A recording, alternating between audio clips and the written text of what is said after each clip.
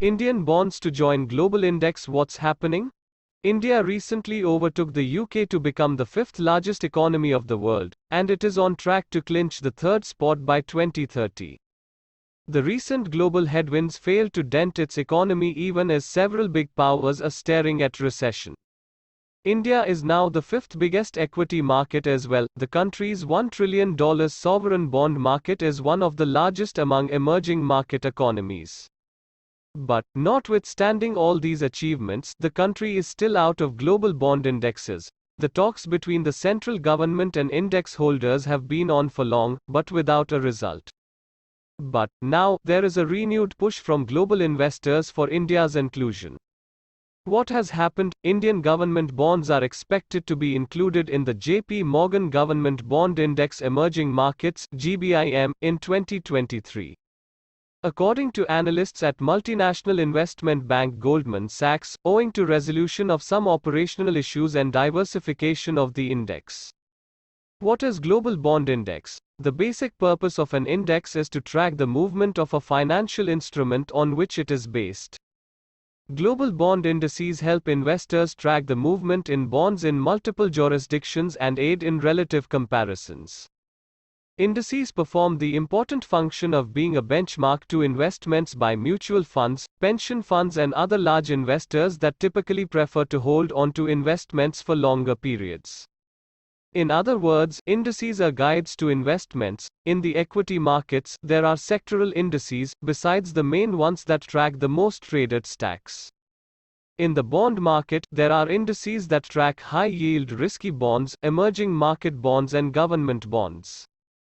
JP Morgan and Bloomberg Barclays are some of the major indices in debt markets that provide a wide range of indices from emerging markets to country-specific to world indices. However, getting included in these indices that are managed by financial firms or index holders is not easy. There is a strict criteria that has to be met. Why is the inclusion in global bond indices critical? Global investors find it difficult and cumbersome to track bond markets in multiple countries.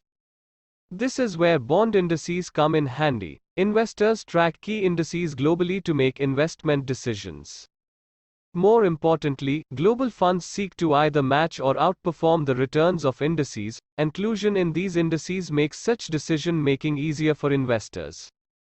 But above all that, index inclusion would mean a steady stream of dollar inflows from passively managed funds. Therefore, for an emerging market economy such as India that is starved for capital, index inclusion guarantees a certain amount of dollar inflows regularly.